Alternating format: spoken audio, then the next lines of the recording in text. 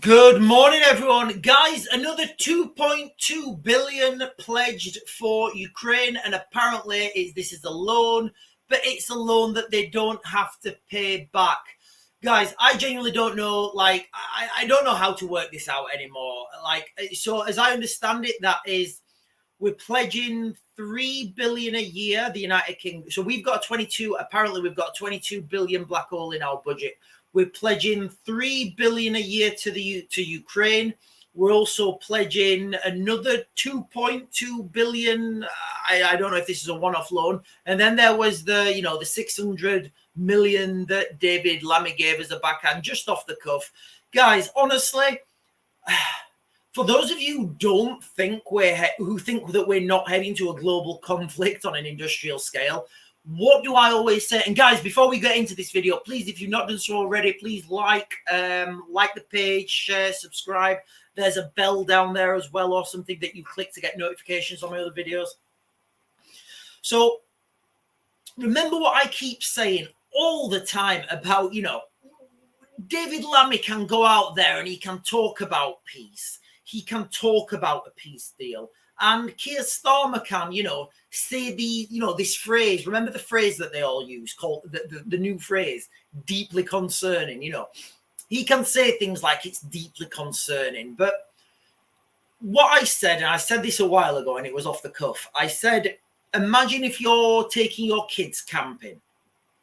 6 weeks holidays, you're about to go camping with your kids. 6 weeks holidays, they break up for school, and they're being absolute terrors. They're not tidying their bedroom. They're not doing as they're told. So you say, right, the camping trip is cancelled. We're not going camping.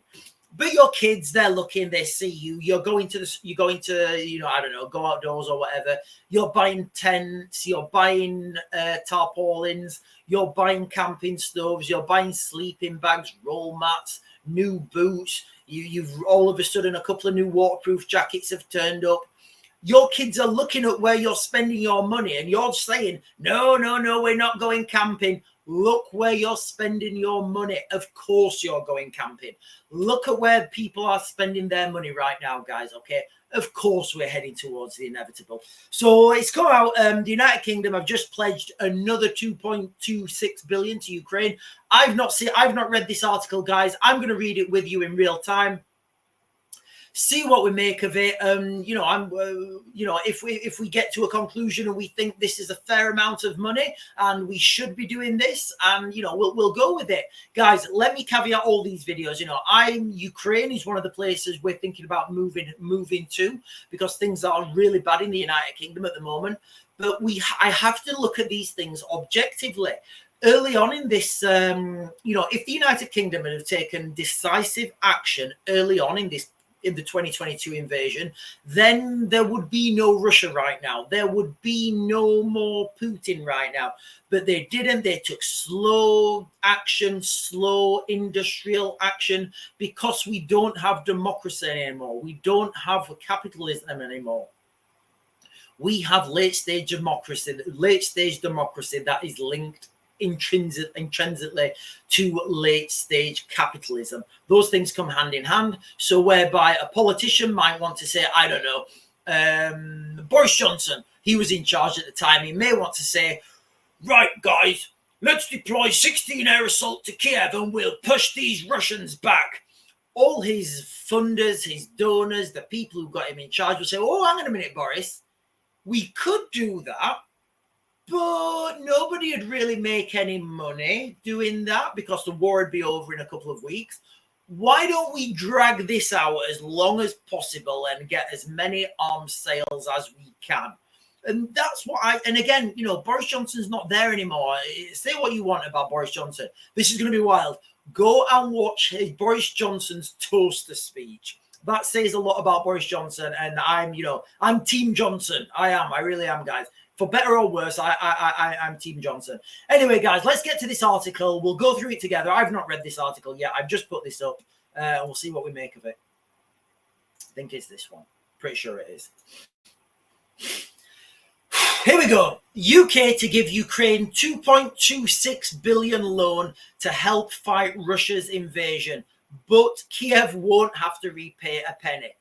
Okay, so straight away, that's not a loan then, is it? It's not a loan if you don't have to pay it back. It's a gift. Whatever, we'll go with it. The loan will be covered by profits. All right, okay.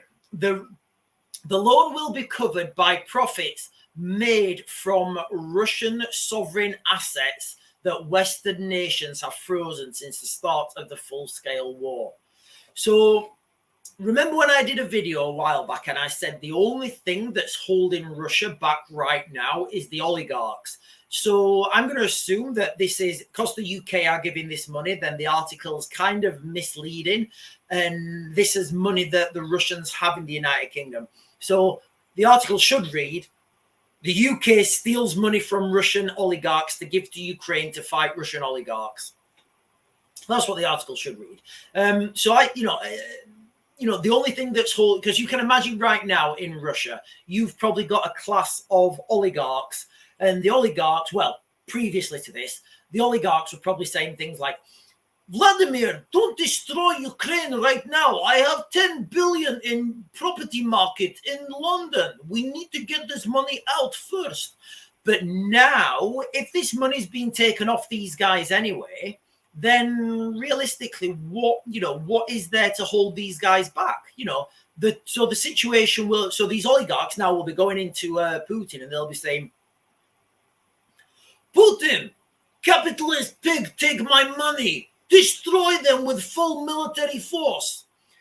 So that's kind of that'll be the conversations that are being having now in the Kremlin and, behind the scenes.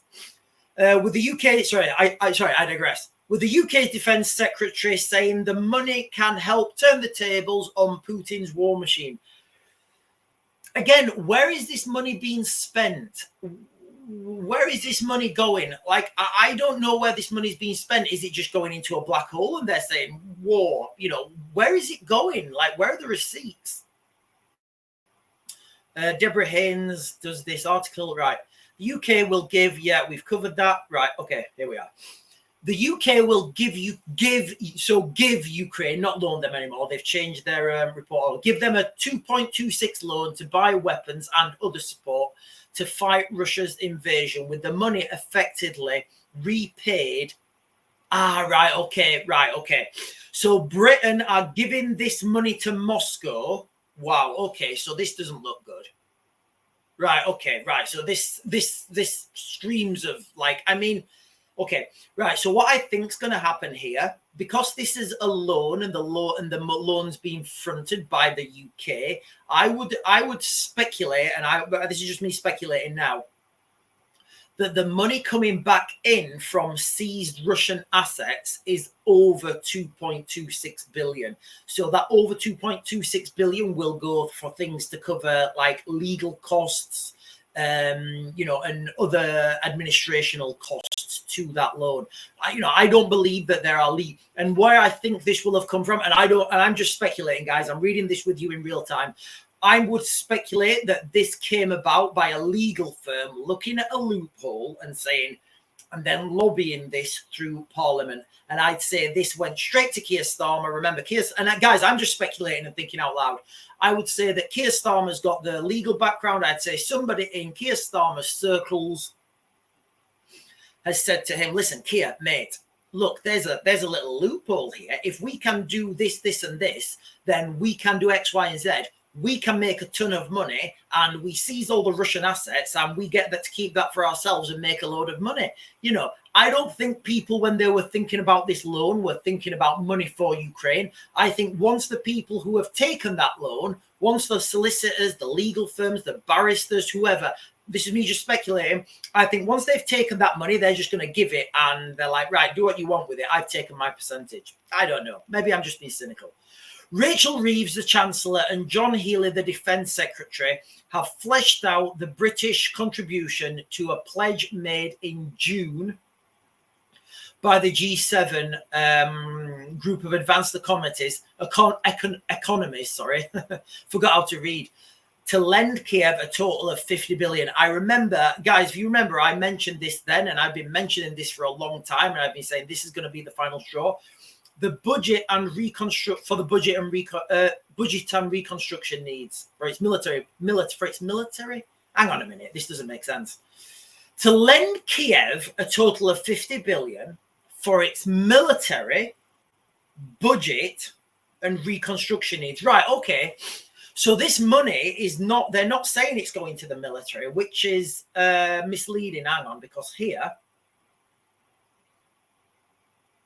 right, okay, right, they're not actually saying it's going to the, right, they're not actually saying it's going to the military. No, they're not. They're just saying it could, right, okay, fair enough.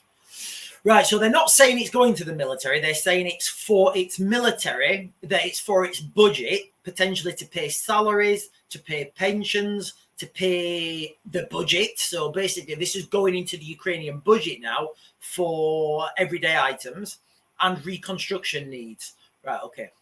Rather than expect Ukraine to pay a penny back, the entire loan, once finalized, will instead be covered by the profits made from hundreds of billions of dollars worth of Russian sovereign assets that Western nations have frozen since the start of the full-scale war in 2022. Okay, so I'm going to leave it there. I'm not going to read the rest of it because I can't. We kind of understand what's happening here. So, right, guys, if you don't think that this war is bigger than anybody thinks now, so this is the euro now that people have are going to lose faith in. If Ukraine loses, people will lose faith in the euro, because what they're basically saying now is, if you put your money in euros, then, or pounds, you know, if any Russian assets or any potentially parts of the BRICS nations put your money in, you know, euros, in pounds, and we don't like what you do, then we can take your money off you, and we will take your money off you. Not only will we take your money off you, we will fund your adversaries with the money that we've taken off you. Guys, this is wild times, and, you know, it's these things that will push us further into conflict. Doesn't matter about what people say and what politician says, what politician says this, and it doesn't matter about these half-baked intellectual politicians that we have who get elected because reasons.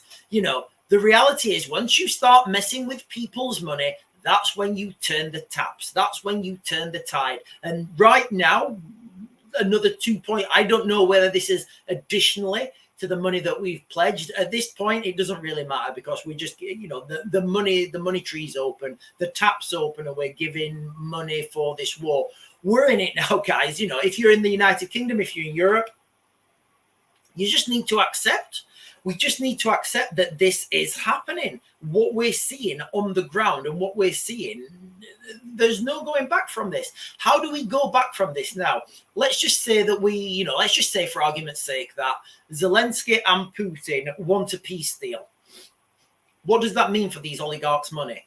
The billions in seized oligarchs' money that's been given to Ukraine. Is that money just gone? Are those oligarchs just, are they just meant to forget this? Let's not forget, Vladimir Putin is, I believe he's the world's richest man. It's very difficult to understand how much money Vladimir Putin's got, but, he's like the original Mac Daddy of oligarchs.